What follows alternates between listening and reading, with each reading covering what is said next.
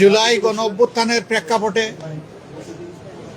ধারাবাহিক প্রক্রিয়ার মধ্য দিয়ে এ মাসের 12 তারিখ যে নির্বাচন অনুষ্ঠিত হয়েছে, একই সাথে জাতীয় সংসদের নির্বাচন এবং গণভোট অনুষ্ঠিত হয়েছে।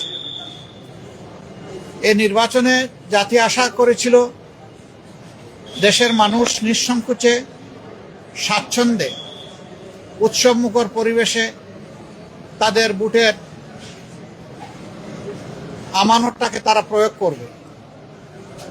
দুঃখের বিষয় যে এটা পুরোপুরি প্রত্যাশা পূরণ হয়নি। বেশ কিছু জায়গায় অনেক সমস্যা হয়েছে, আপনারা জানেন, ওইদিকে আজকে আমরা যাচ্ছি না। আজকে ছিল নির্বাচিত জনপ্রতিনিধিদের শপথের দিন। আমাদেরকে চিঠি দেওয়া হয়েছিল গতকাল গভীর রাতে, যেটা আমাদের জন্য কিছুটা অস্বস্তিদায়ক ছিল। তারপরে আমাদের নাগরিক দায়িত্ব হিসাবে দেশবাসীর প্রতি সম্মান রেখে আমরা এসেছিলাম শপথ নিতে। ইতিপূর্বে বেশিরভাগ ক্ষেত্রেই আমরা লক্ষ্য করেছি একই দিনে একই সময়ে শপথ অনুষ্ঠান অনুষ্ঠিত হতো। এবারে বোধহয় আপনারা তার ব্যতিক্রম লক্ষ্য করেছেন। সরকারি দল আমাদের আগে তারা শপথ নিয়েছেন। আমাদেরকে সংসদ সচিবালয় থেকে যে পত্র বা চিঠি দাওয়াতনামা দেওয়া হয়েছিল, সেখানে 2টি শপথের কথা উল্লেখ ছিল। বলা হয়েছিল সংসদ সদস্য হিসেবে আমরা প্রথমে শপথ নিব, একটা সাদা ফর্ম আমাদেরকে বিলি করা হবে, প্রয়োজনীয় লেখাজোখা শেষ করে আমরা সেটা জমা দেব। আরেকটা শপথ হবে জুলাই চার্টার এবং গণভোটের যে প্রজ্ঞাপন হয়েছিল তার ভিত্তিতে সেই শপথটা গণভোটের শপথ, সংস্কারের শপথ। এখানে সংস্কার পরিষদ সদস্য হিসেবে আমরা আরেকটা শপথ নেব। আমরা হলে প্রবেশ করার পরে সংসদ সচিব আমাদেরকে জিজ্ঞেস করলেন যে স্যার, সকালবেলা সরকারি দল তারা শপথ নিয়েছেন, তারা শুধু সংসদ সদস্য হিসাবে শপথ নিয়েছে, আপনারা কি করবেন? আমরা তখন বললাম যে আমরা দুটিরই শপথ নিতে এখানে এসেছি। আমাদের তো গভীর রাতে আপনারা দাওয়াতনামা পাঠিয়েছেন, তারপরে আমাদের কোনো কনসার্ন থাকলে আগেই আমরা জানাতাম। আমরা কেন 2টা শপথ নিলাম, ওনারা কেন একটা নিলেন? ওনারা কেন নিলেন তার ব্যাখ্যা ওনারা দিয়েছেন। আমরা যে ব্যাখ্যাটা দিতে চাই, আমরা মনে করি যে 26-এ কোনো নির্বাচন হওয়ার কথাই ছিল না। এই 26 সালের নির্বাচনটা হয়েছে 24-এর গণ অভ্যুত্থানের কারণে। আমরা গভীর শ্রদ্ধার সাথে যাদের কারণে আজকের এই নির্বাচন, আজকের এই সংসদ, আমি তাদেরকে স্মরণ করছি, যারা জীবন দিয়ে দুনিয়া থেকে বিদায় নিয়েছেন। আল্লাহ তাদেরকে শহীদ হিসাবে কবুল করুন। যারা লড়াই করে আহত হয়েছেন, পঙ্গু হয়েছেন, তাদের প্রতি আমাদের গভীর সমবেদনা। আল্লাহ তাআলা তাদেরকে সুস্থতার নিয়ামত দান করুন। আর নির্বিশেষে গোটা দেশবাসী ফ্যাসিবাদের বিরুদ্ধে সেদিন লড়াই করেছিল, আমরা তাদের প্রতি গভীর কৃতজ্ঞতা প্রকাশ করছি। সম্মানিত সাংবাদিক বন্ধুগণ, আমরা আজকে হয়তো শপথ নিতে ভিন্ন চিন্তা করতে পারতাম, কারণ জুলাইয়ের আকাঙ্ক্ষা এবং গণভোটের রায়, এই 2টার প্রতি সম্মান দেখানো রাজনৈতিক দল হিসাবে আমাদের পবিত্র দায়িত্ব আমরা গণ্য করেছি। আমরা গণভোটের রায়কে সম্মান করেছি, জুলাইয়ের আকাঙ্ক্ষাকে সম্মান করেছি, যারা আমাদেরকে ভোট দিয়েছেন তাদেরকে সম্মান করেছি, এবং আমরা একমত হয়েছি যে এই শপথ নেওয়া আমাদের কর্তব্য। তবে আমরা মনে করি সরকারি দল শপথ না নিয়ে তারা জুলাইকে উপেক্ষা এবং অবজ্ঞা করেছেন। এতে জন আকাঙ্ক্ষার বিপরীতে তাদের অবস্থান বলে আমরা মনে করি। সংস্কারের বিপরীতে তাদের এই অবস্থান স্পষ্ট। যদিও তারা ব্যাখ্যায় বলেছেন যে সংসদ বসে তারপরে প্রভিশন ক্রিয়েট করে এটা তারা দেখবেন, আমরা এটা দ্রুত দেখতে চাই। যদি তারা জুলাইকে সম্মান করেন, যদি সংস্কারকে তারা ধারণ করেন, যদি আজকে যিনি প্রধানমন্ত্রী শপথ নেবেন তিনি নিজেও নির্বাচনী ক্যাম্পেইনে গিয়ে বলেছেন যে আপনারা গণভোটে হা বলুন, যদি এর প্রতি তারা শ্রদ্ধাশীল হন, আমরা মনে করি তারা ওই শপথটাও নেবেন। কার কাছে শপথ নেবেন সে দাবি আমরা করব না। ওনাদের পছন্দ মতো অ্যাপ্রোপ্রিয়েট অথরিটির কাছে ওনারা নিতে পারেন, আমাদের কোনো অসুবিধা নেই। কিন্তু আমরা দেখতে চাই জুলাই সম্মানিত হয়েছে এবং জুলাই স্বীকৃত হয়েছে। জুলাইকে অসম্মান অশ্রদ্ধা করে স্বীকৃতি না দিয়ে 26-এর এই পার্লামেন্ট নিশ্চয়ই কোনো গৌরবের আসনে বসতে পারবে না। আমরা আশা করেছিলাম তারাও শপথ নেবেন দুইটা, আমরাও নিব দুইটা সকালবেলা। তারপরে তারা আমাদেরকে অথরিটির পক্ষ থেকে দাওয়াত করেছিলেন বিকালের অধিবেশনে, যেখানে মন্ত্রী পরিষদের শপথ হবে, সেখানে অংশগ্রহণ করার জন্য। আমরা প্রত্যেকে 3টা করে কার্ডও পেয়েছিলাম, মানসিক প্রস্তুতি আমাদের ছিল, কিন্তু আমরা এসে ধাক্কা খেয়েছি। আমরা আমাদের জুলাই শহীদদেরকে অশ্রদ্ধা করতে পারি না, জুলাই যোদ্ধাদেরকেও আমরা অশ্রদ্ধা করতে পারি না। যার কারণে আমাদের শত ইচ্ছা থাকা সত্ত্বেও বিকালের এই শপথ অনুষ্ঠানে আমরা যে অংশগ্রহণ করতে পারলাম না, আমাদের একটা আফসোসের জায়গা থেকে গেল। আমরা স্বাচ্ছন্দ্যে যেতে পারতাম যদি আমাদের মতো তারাও 2টা শপথ নিতেন, তাহলে আমাদের কোনো ধরনের কোনো আপত্তির জায়গা থাকতো না।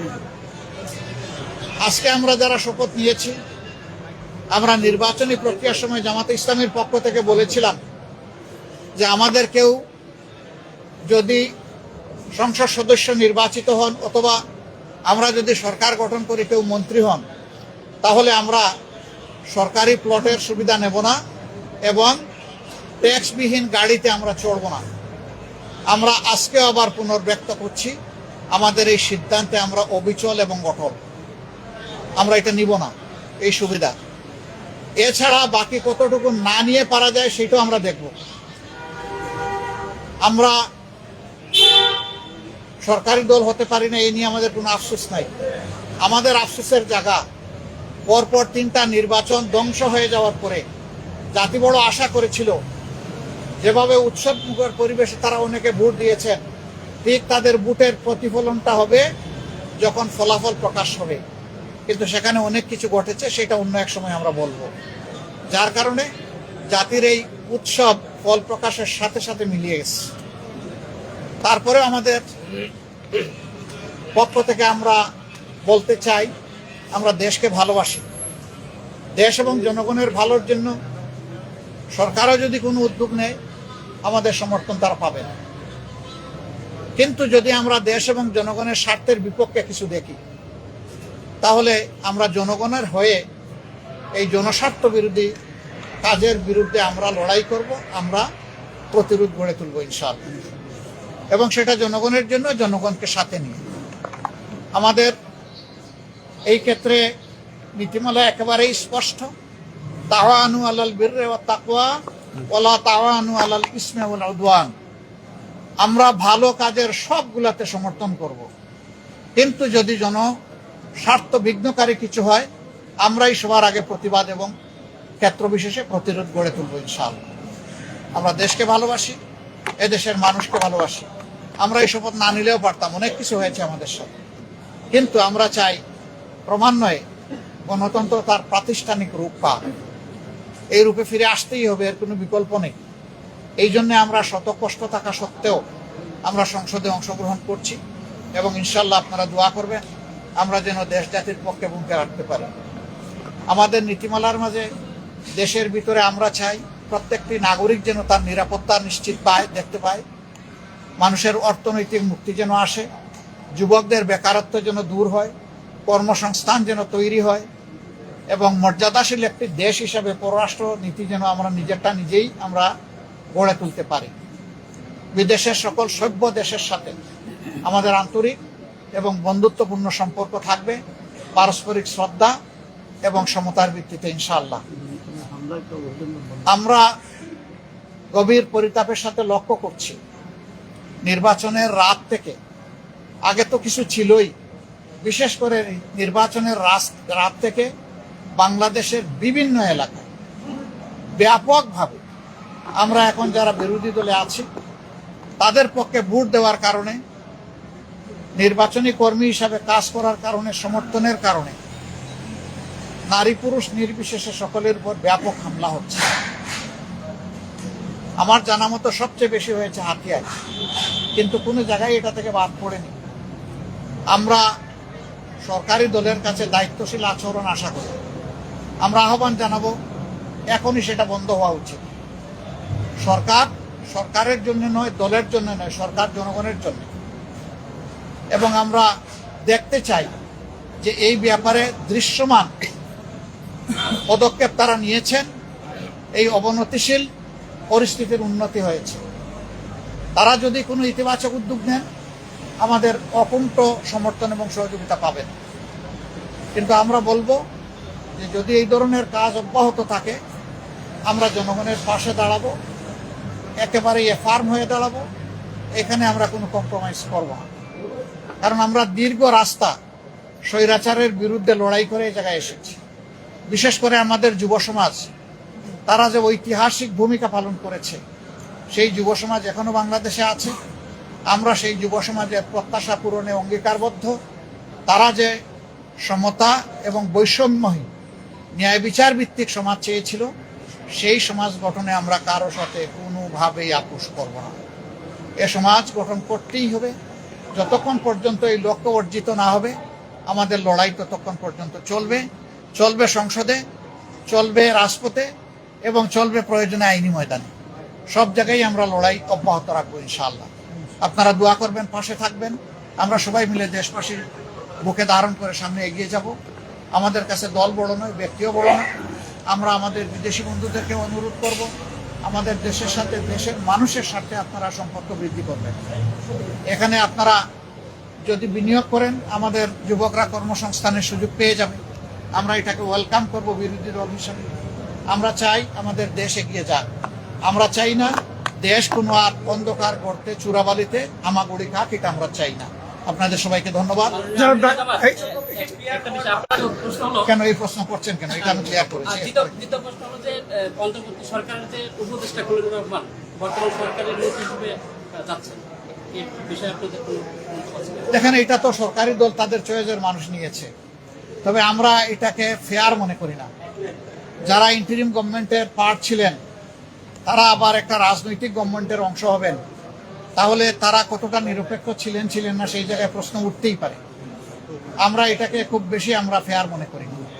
জনাব নাহিদ ইসলাম, আপনি যদি একটু বলেন যে এই সরকারি দলের সংবিধান সংস্কার পরিষদের শপথ না নেওয়া, এটা কিভাবে আপনি দেখছেন?